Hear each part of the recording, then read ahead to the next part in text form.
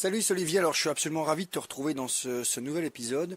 Et aujourd'hui, comme tu l'as vu dans le titre, ce que je voudrais voir avec toi, c'est pourquoi être un yes man est pour moi la compétence, la qualité numéro 1 que tu dois développer si tu souhaites devenir entrepreneur ou si tu souhaites perdurer en tant qu'entrepreneur.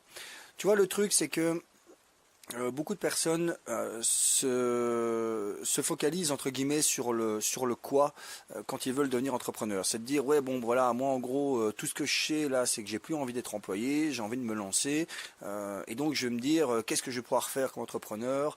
En tant qu'entrepreneur, qu'est-ce que je vais pouvoir lancer comme produit, qu'est-ce que je vais pouvoir lancer comme service, éventuellement est-ce que je vais plutôt me lancer dans l'e-commerce, est-ce que je vais me lancer dans la consultance, est-ce que je vais ouvrir, je sais pas moi, un magasin, est-ce que je vais devenir maçon, enfin bref, peu importe.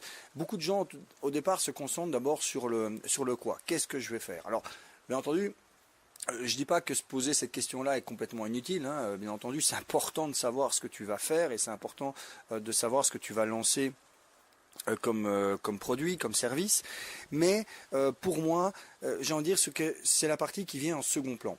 Je t'explique pourquoi. Pour moi, donc, comme je le disais, la compétence numéro 1, celle que tu dois absolument développer et t'entraîner à développer au quotidien, c'est d'être une sorte de yes man. Quand je dis un yes man, je pense que ça vient d'un film. Il y a un film comme ça où du jour au lendemain, un gars qui avait toujours tendance à dire non à tout, à être un petit peu défaitiste, à être un petit peu pessimiste, du jour au lendemain, alors je sais plus ce qui lui arrive, hein, mais bon bref, on s'en fout, mais du jour au lendemain, il change complètement son optique et il dit oui à tout. C'est-à-dire que chaque fois qu'on lui propose un truc, il dit oui. Quel que soit un truc aussi con que d'aller au restaurant ou un truc totalement farfelu, peu importe, il dit oui. Il se pose pas de questions et il dit oui. Il est optimiste, il est positif, il dit oui et puis il voit un petit peu ce qui se passe. Et en fait, le truc, si tu veux devenir entrepreneur, c'est que devenir un yes man, ça va quelque part changer ton état d'esprit. Malheureusement, pour tout un tas de raisons, on a toujours un petit peu, on est tous un petit peu enfermés dans un certain nombre de croyances limitantes et on nous a toujours un petit peu appris depuis notre tendre enfance à se méfier d'un certain nombre de trucs ou même de se méfier d'un tas de trucs, d'être méfiant, on va dire de manière générale par rapport aux choses qui pourraient se passer, d'être méfiant quand il y a une opportunité qui se présente à nous en disant ouais mais c'est peut-être trop beau pour être vrai. Et c'est quelque chose qui nous pourrit un petit peu l'existence parce que du coup ça nous empêche de développer un esprit positif, de développer un esprit optimiste. Pourtant, c'est vraiment pour moi la capacité numéro 1 que tu dois développer. Je t'explique pourquoi. Imaginons que tu te lances comme entrepreneur, tu as une idée, voilà, tu es tout fou, tu es tout feu, tout flamme, tu te balances, voilà, et tu deviens entrepreneur, tu lances ton idée, tu lances ton truc, tu lances ton business, et puis imaginons que malheureusement, ce business-là, il marche pas. J'en sais rien la raison, et à la limite on s'en fout, mais ça marche pas. Donc ça marche pas aussi bien que tu l'avais imaginé, tu n'arrives pas à trouver de clients, ou tu trouves des clients mais qui ne payent pas suffisamment cher, et donc bref, tu n'arrives pas à vivre de ce truc-là. Si tu es dans l'état d'esprit, on va dire un petit peu traditionnel, tu risques très vite du coup de revenir un petit peu sur tes pas et de dire ouais ben bon effectivement j'aurais dû écouter la petite voix qui me disait de pas le faire, ou j'aurais dû écouter mes parents qui me disaient de pas le faire, ou j'aurais dû écouter tout mon entourage qui me dit mais attends t'es con, ne le fais pas, t'as un boulot, t'es bien payé, ne te lance pas dans cette histoire-là. Et donc, si tu restes dans cet état d'esprit-là, tu vas très vite faire machine arrière et dire bon ok voilà, j'ai testé le truc, mais en fait résultat des courses, ça n'a pas marché. Tandis que si tu développes vraiment cet état d'esprit un petit peu yes man, cet état d'esprit optimiste, positif, eh bien ce truc qui marche pas, donc quelque part cet échec, eh bien tu vas simplement le voir pour ce que c'est-à-dire un échec du business que tu viens de lancer. C'est pas forcément un échec de ta personne, c'est pas un échec de tes compétences, c'est pas un échec qui est vraiment personnel, c'est pas quelque chose qui te fait dire que tu n'es bon à rien et que tu peux pas réussir. C'est juste un échec qui veut dire voilà, ce que tu as lancé là, pour une raison X, Y ou Z, ça n'a pas marché. Mais c'est pas pour autant que tu pourrais pas réussir à lancer une autre idée, à lancer un autre business, à recommencer peut-être à zéro, mais dans tout à fait quelque chose de différent. Et c'est pour ça, et ce qui fait justement la différence entre ces personnes qui vont tester un truc, qui vont peut-être se planter et qui à un moment donné vont repartir en arrière, ou au contraire ces personnes qui vont tester un truc, qui vont se planter et puis qui finalement vont relancer autre chose, la seule chose qui va les différencier, ces deux catégories de personnes, c'est justement leur état d'esprit. Moi je connais beaucoup de personnes voilà, qui se sont lancés quelquefois très jeunes et qui se sont plantés, qui se sont ramassés. Alors soit ils ont lancé un premier business et ils ont fait faillite, ou alors ils ont lancé une première idée, ils ont peut-être pas été jusqu'à la faillite, mais ça n'a pas cartonné comme ils l'avaient envisagé, comme tous les indicateurs semblaient au départ le présager. Et donc bref, ça n'a pas fonctionné. Et pour autant, ils n'ont pas baissé les bras. Ils se sont dit ok, très bien.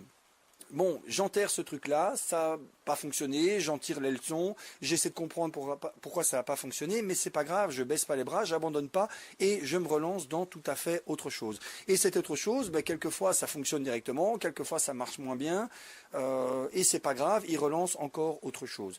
Et donc, si tu développes cet état d'esprit, si tu développes cette mentalité de yes man, tu vas justement toi aussi pouvoir passer au-delà des épreuves que tu vas devoir subir en tant qu'entrepreneur, tu vas pouvoir passer au-delà des échecs et donc réussir à un moment donné à trouver cette pépite, ce truc qui va fonctionner. Alors bien entendu, on a tous envie que ça fonctionne du premier coup, on a tous envie de trouver le business qui va directement nous permettre de gagner notre vie, voire même nous permettre de devenir riche. On a tous cette idée-là en tête et c'est vrai que si tu suis un petit peu tout ce qui se fait sur le web, toutes les choses que les marketeurs, les web marketeurs, toutes les personnes qui vendent des produits disent, tu as un petit peu toujours ce sentiment que finalement c'est facile. Mais si tu lis vraiment attentivement les vrais bons marketeurs, si tu lis attentivement les vraies bonnes personnes infopreneuses ou web entrepreneuses qui ont lancé, ou tout simplement entrepreneuses qui ont lancé des choses, ils vont avoir cette honnêteté de te dire, ouais, mais attention, tu vois, le truc là, effectivement, si tu suis les conseils que je te donne, tu vas pouvoir réussir, tu vas pouvoir lancer un business qui est rentable, mais attention, ça va pas venir tout seul, ça va te demander des efforts, ça va te demander des sacrifices, ça va te demander de passer peut-être au départ énormément de temps, ça va te demander d'accepter d'essuyer des échecs avant de réussir. Et ce qui va te permettre d'essuyer tous ces échecs et de malgré tout continuer, c'est cet état d'esprit. Et donc moi aujourd'hui, ce que je voulais faire dans cet épisode, peut-être un petit peu plus court que les autres, enfin quoique j'en sais rien,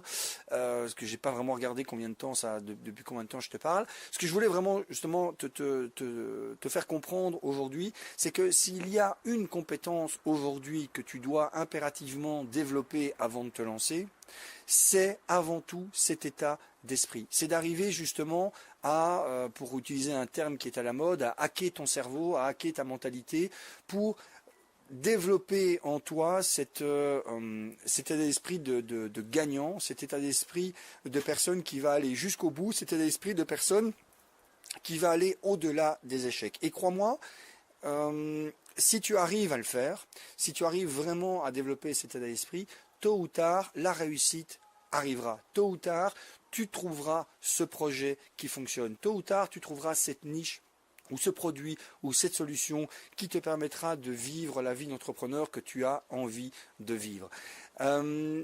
Travaille vraiment à fond là-dessus. Ça me ferait très plaisir si tu pouvais me donner en commentaire, que ce soit sur YouTube ou sur Facebook, ou voilà, que tu me donnes un petit peu en commentaire qu'est-ce que tu penses de ça. Est-ce que pour toi, effectivement, la première compétence que tu dois développer, c'est cette capacité à devenir un yes man, ou si tu es totalement pas d'accord avec ce que je viens de raconter. Donc n'hésite pas à donner ton commentaire et n'hésite pas aussi à t'abonner, que ce soit à me suivre sur Facebook ou t'abonner sur YouTube pour recevoir une petite notification à chaque fois que je publie un nouveau contenu. Et comme je le dis à chaque fois, que tu sois entrepreneur ou pas encore, j'ai un bonus gratuit offert, qui est disponible pour toi, adapté à ta situation. Pour le recevoir, c'est très simple. Tu vas sur ma page Facebook Olivier Hanochat, donc pas mon compte privé, mais bien ma page Facebook Olivier Hanochat. Tu envoies un petit message à ma page Facebook en mettant simplement le mot surprise et tu seras guidé à ce moment-là par mon assistant virtuel qui va te permettre de recevoir ton bonus gratuit. Voilà, il me reste encore à te remercier d'avoir écouté ce contenu, te remercier de me suivre régulièrement si c'est ton cas et je te dis à très bientôt pour le prochain contenu. Ciao, bye bye.